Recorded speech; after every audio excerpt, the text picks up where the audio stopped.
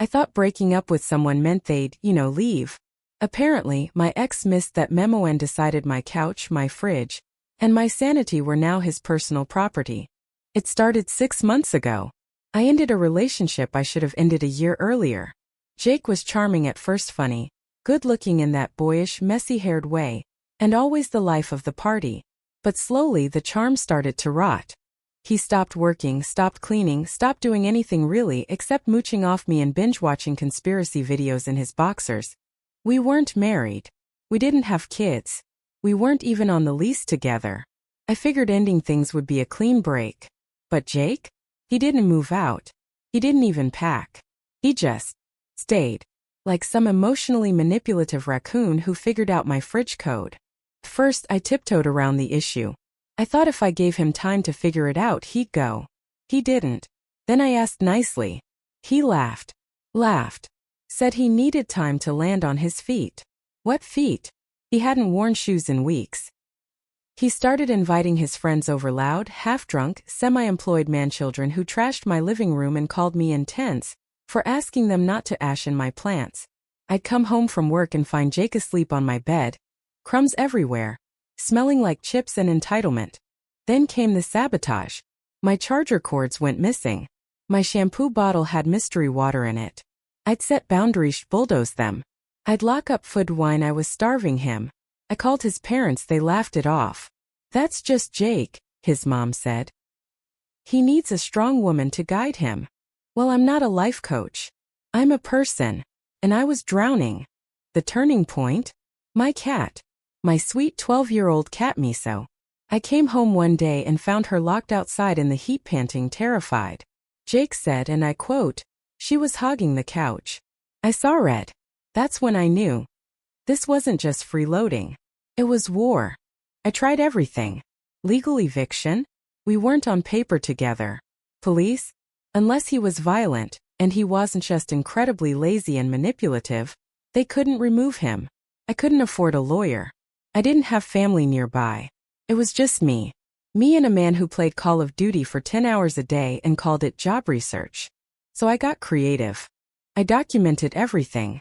Texts, messes, broken things, his freeloading. I started a private blog just to keep track, just to stay sane.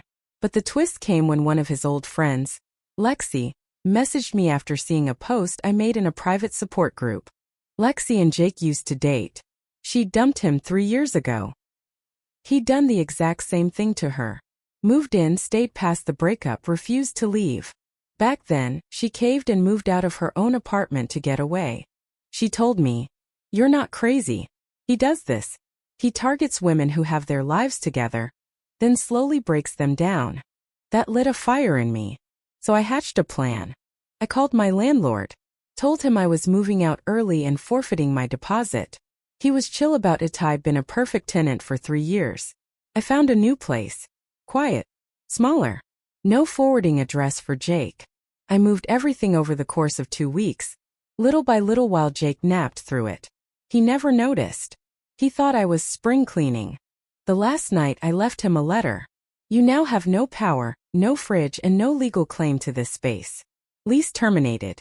Enjoy your fortress of crusty socks and broken dreams." I shut the door behind me, locked it, dropped the keys in the mailbox, and left. 3 days later he called me, furious, stranded, confused. I didn't answer. The fallout? That's where the real twist comes in. Remember that blog? It went viral. Not by design. A friend reposted one entry and boom, thousands of women saying me too. Turns out, Jake was part of a very specific breed. The breakup squatter. Now, I run an online community for women escaping freeloaders. I call it the Exit Plan. Jake's probably still blaming feminism for why his hot pockets ran out. I don't care. Miso's safe. I sleep in peace. And I never ever date anyone without their own mailing address again. Would I do it again? Hell yes. Was it petty? Maybe. But sometimes survival looks like pettiness to the entitled. The silence after leaving wasn't as peaceful as I'd imagined.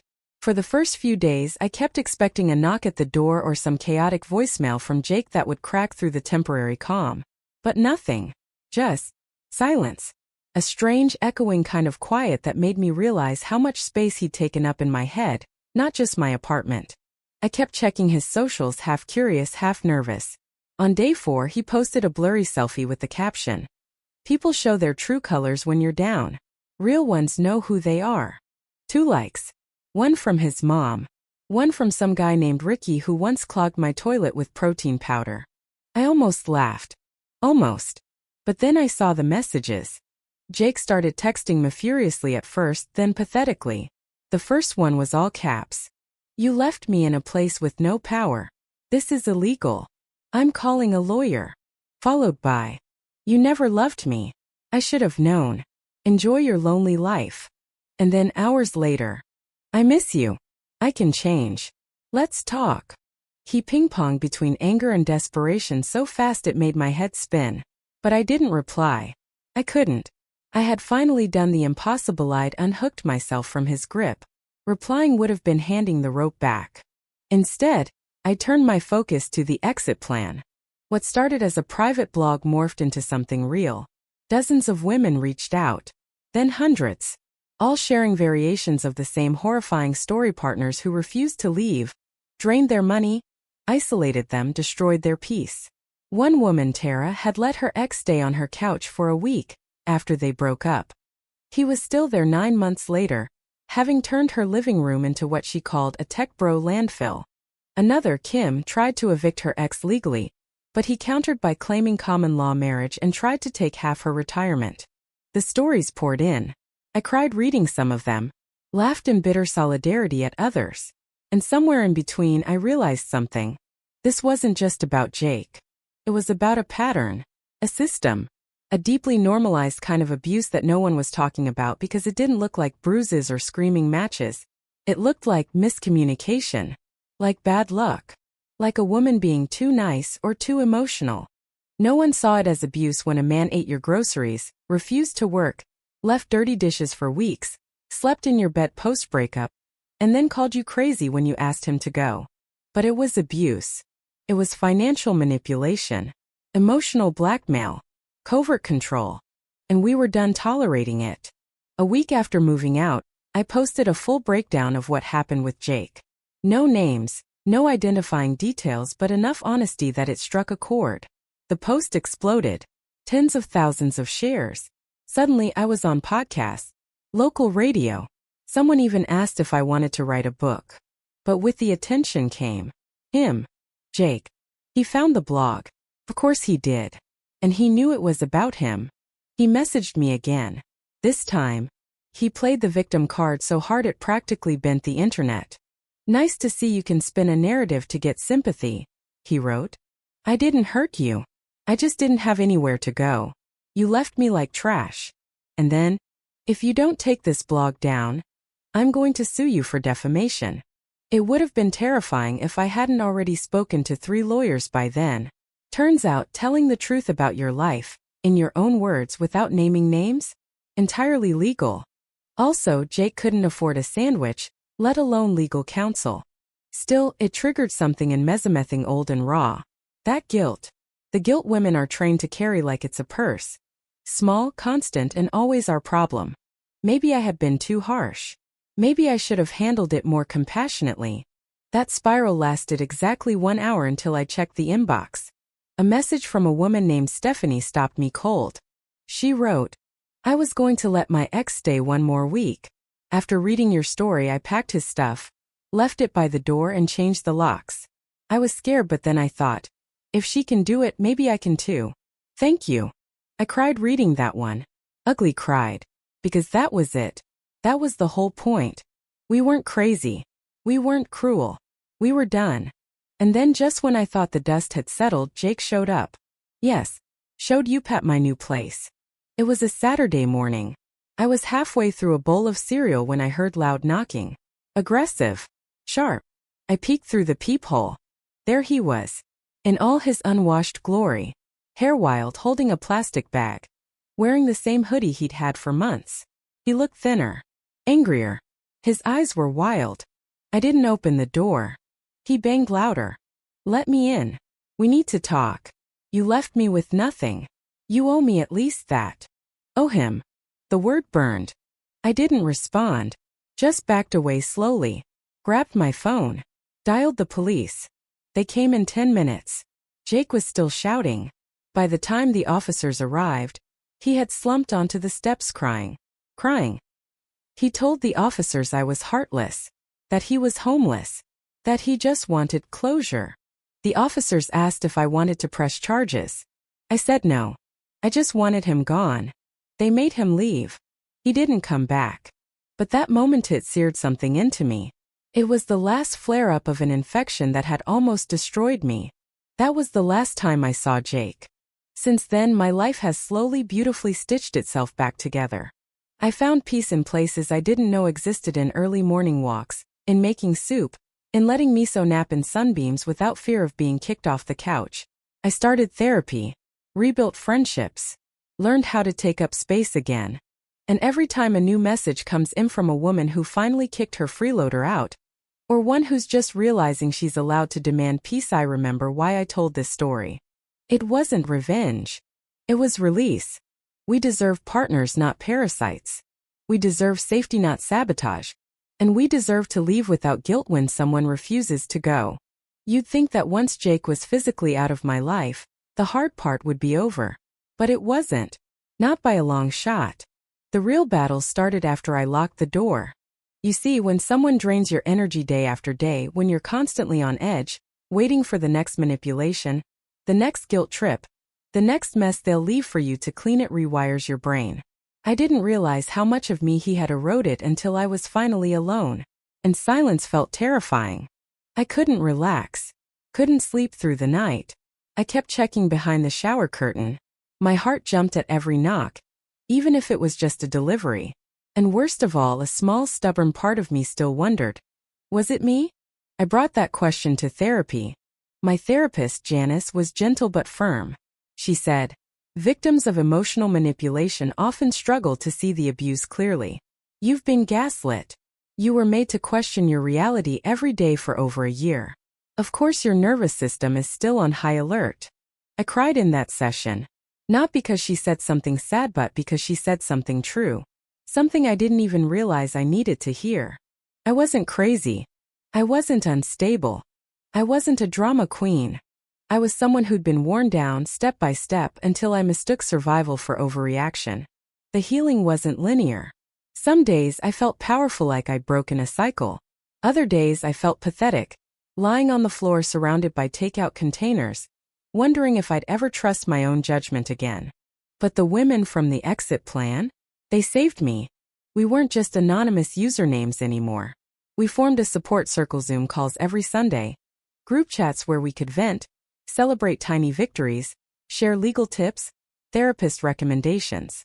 We called ourselves the Survivors Club. One woman, Nina, printed out "No More Freeloaders" stickers and mailed them to each of us. Mine's on my laptop to this day. And that's when the next twist came. Because Jake? He didn't disappear. He rebranded. I'm not joking. A few months after he showed up at my door, he launched a YouTube channel called Men Left Behind. Yes, seriously. It was exactly what it sounds like. A whiny, low-budget corner of the internet where Jake and two of his equally jobless friends sat in a living room, complaining about women, feminism, and how modern dating has ruined the nuclear family. I found out when someone from our group sent me the link. I watched 5 minutes of one video. That was enough. Jake was there in a wrinkled hoodie, beard half-grown, talking about how some women weaponize empathy to make men feel disposable. It was surreal. This man, who had literally slept through our breakup, ignored every request to leave, mooched off my groceries for months, and left moldy dishes in every room, was now positioning himself as a victim of female cruelty. First, I was furious. Then, I laughed. Deep, loud, cathartic laughter that startled my cat and left me in tears. Because here's the thing. When abusers lose control, they rewrite the story. Jake had lost access to my apartment, my body, my time, my energy. So now he wanted to control the narrative. But I had already beat him to it. My story was out there. Hundreds of thousands of women had read it. Thousands had shared their own. We weren't just venting anymore, we were organizing. One woman in the group, Daniela, was a lawyer. She started compiling a list of legal resources by state: how to evict someone unofficially living in your home, what laws protected you, what loopholes to avoid. Another woman, May, worked in tech. She built a simple site for the exit plan that featured anonymous survival stories, red flags, legal resources, and a message board. It went live on a Tuesday. By Friday, it had over 300,000 visits. Something was shifting. And then I got the email. A journalist from a national outlet, let's call her Simone, wanted to do a story on breakup squatting, based partly on my blog. She said, "You have a powerful voice. We'd like to include your story if you're willing." First, I hesitated. The blog had been anonymous and I liked it that way. Going public meant exposing myself to trolls, to Jake, to judgment. But Simone was patient. She let me take my time. I spoke to the women in our group. Asked them what they thought. Nina said, "The people who need this most aren't reading blogs. They're watching the news. You could be the voice that wakes someone up." So I said yes. We did a long, careful interview. I insisted on one thing. We don't just tell my story. We tell all of ours. I wanted to shine a light on the pattern, not just the person. When the article dropped, it exploded. Headline: "When He Won't Leave. Inside the Hidden Epidemic of Breakup Squatters." Jake naturally made a response video. He called it "The Truth About My Crazy Ex," said I'd edited reality, weaponized the internet, and threw him out like trash. His video got 3,000 views. The article, over 1 million. I was invited to speak on a panel about modern abuse. A women's shelter asked if they could use parts of my blog in their literature. The New York Times sent an inquiry about a feature on financial control in relationships. But none of that meant as much as the email I got 2 weeks later. It was from a girl named Haley, 19, college freshman. She wrote, "I read your story while crying in the library. My boyfriend moved in temporarily 2 months ago. He hasn't paid rent, eats my food, and screams when I ask for space. I didn't know this had a name. I thought I was just bad at love. But now I know it's not me. I printed your article and gave it to my RA. He's leaving tonight."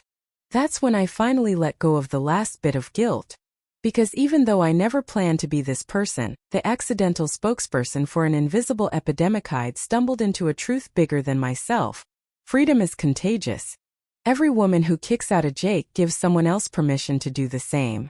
Every story we tell is a lifeline for someone still underwater. And if my story helped even one person like Haley, it was worth every sleepless night. Miso curled up next to me that evening, soft and safe. I looked around my new place. The walls were still bare. I hadn't fully unpacked. But it felt more like home than anywhere I'd ever lived. Because this time the space was mine. Every inch. Every breath. Every choice. I was no longer waiting for someone to leave. I had already arrived. It's strange how healing sneaks up on you. It doesn't always feel like a triumphant roar. Sometimes it's quieter than you expect, like waking up and realizing you didn't dream about them for the first time in months. Or walking into your own kitchen and noticing, with soft astonishment, that no one's left dirty dishes in the sink overnight. Healing is not loud, but it is steady. Months passed. The blog kept growing. The exit plan turned from a whisper network into a full movement. People started using the term breakup squatter in everyday conversation. Someone messaged me saying they heard a stand-up comedian riffing on the idea of a freeloading boyfriend who turns your breakup into a hostage situation. It wasn't cruel, it was cathartic. The shame was shifting. It was moving from the backs of women to where it always belonged, the men who refused to let go. And then I got the letter. Yes, an actual letter in the mail. Thick envelope. No return address. My stomach turned as soon as I saw the handwriting. I knew it. Even after all these months, I knew it. It was Jake. Inside were 5 handwritten pages. At first I didn't want to read them, but something in me said, read it. Read it all. Not because I owed him anything, but because I no longer feared him. The letter started out calm. "I know I made mistakes. I know I hurt you." Okay. Then it turned. "But you destroyed my life. You humiliated me. You turned the world against me." There it was. The classic pivot. "You made me look like a monster. I lost friends. My mom barely talks to me. I can't get a job. You poison everything. And then, near the bottom, I still think about you every day. You were the only one who believed in me. It was a swirl of guilt-tripping victim playing and desperate nostalgia. No true apology. Just veiled threats disguised as heartbreak. I put the letter down. And I smiled. Not because I was happy. Not because I was smug. But because I could finally see it all of it clearly. Jake hadn't changed. But I had. The old me would have spiraled.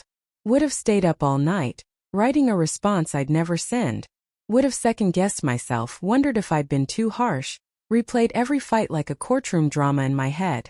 But the woman I'd become? She took that letter, sealed it in an envelope, and sent it straight to the trash. Not with anger. With finality. That same week, we launched a partnership with 3 domestic violence organizations. The exit plan became more than a blog. It became a resource hub with legal guides, therapist directories, community spaces, and a live helpline. Women from all over the world began contributing. The stories varied cultural differences, legal limitations, but the core was always the same. I told him it was over. He refused to leave. Somewhere along the way, I stopped referring to Jake as my ex. He became what he really was, a phase. A chapter. A shadow I had outgrown. And while I moved on, he stayed stuck. His YouTube channel fizzled. Last I heard, he was living with a second cousin in Ohio. Still unemployed. Still blaming the world. Still trying to spin a narrative that paints him as the victim of a cold, ungrateful woman who changed. He wasn't entirely wrong. I did change. I stopped mistaking endurance for love. I stopped accepting emotional labor as rent. I stopped choosing someone who constantly asked more of me while giving less in return. And with every step away from Jake, I stepped closer to myself. People sometimes ask if I'm seeing anyone now. The answer? No. And I'm not in a rush. Because for the first time in years, I don't feel like I'm waiting for someone to complete me. Feel whole. My home is peaceful. My mind is quiet. Miso purrs like a tractor every morning, and I've started baking again. Badly but joyfully. I laugh louder. I cry softer. I live unapologetically. And as for Jake? Well, if you're reading this, here's what I want you to know. You didn't break me. You tried. God, did you try? You drained my bank account, stole my time, shattered my trust, and clung to my life like it was yours to wreck. You called me selfish for needing space. Called me heartless for walking away. You stayed in my home like it was yours. You pushed and still expected me to be the one who broke. But I didn't. I bent. I bled. But I didn't break. And now I build. So to every woman out there reading this, trapped in that in-between place where the love is dead but the body remains serene, not crazy. You're not a monster for wanting him gone. You're not cold for reclaiming your space. You're not heartless for needing air. You are allowed to end things. You are allowed to expect people to leave when they're no longer welcome. You are allowed to have boundaries that don't require an apology. And if you need a sign that it's okay to say, I deserve better, this is it. From one survivor to another, kick him out. Even if it takes months. Even if it takes courage you don't think you have. Because once you do, you will never go back to silence. You will never again confuse crumbs for love. You will take back every inch of your home and every piece of yourself that was buried beneath someone else's entitlement. And when you finally lock that door behind him, know this: you're not alone. We're right here. We've been waiting for you. Welcome home.